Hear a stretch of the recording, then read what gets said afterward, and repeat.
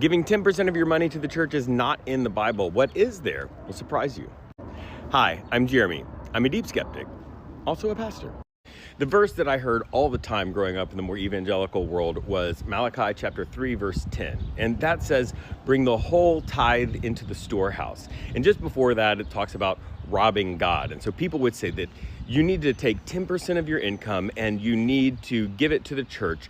Otherwise, you are robbing God. But that's not what Malachi is talking about. Now, whenever you're reading the Bible, you always have to remember that each book is written to a specific people at a specific place at a specific time, often addressing specific issues at that place and time. And that's definitely what's happening in Malachi.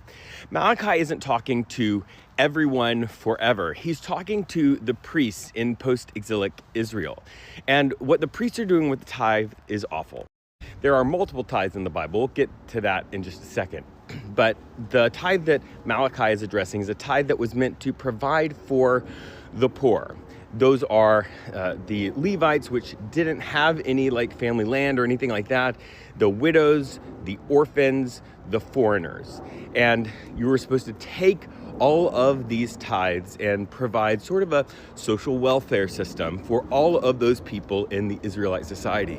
The priests were taking tithes, but they weren't distributing them that way. The priests, of course, had all the stuff that they needed, but the poor were not being taken care of, which is oddly similar to the modern way tithing is often practiced in churches, but let's stick to the Bible. So like I said before, there are multiple tithes in the Bible that a family is supposed to give. The first one is called the Levitical tithe. That's the one that Malachi was talking about, and you find that in Numbers chapter 18. Then there is the festival tithe, a second 10% tithe that is meant to fund participation in the religious festivals.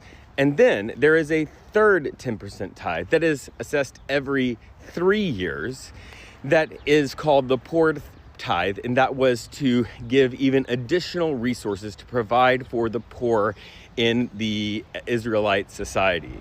So if you annualize that, that's really more like 23.5%. But I've never heard a pastor say that you should give 23.5% of your income. And part of that is because in the ancient world where this system was being set up, Israel was functioning effectively as a theocracy. So there wasn't a social welfare system like most countries have in the modern world. That taking care of the poor and the immigrant and all of that was the role of the church. But if you want to take this ancient system and bring it in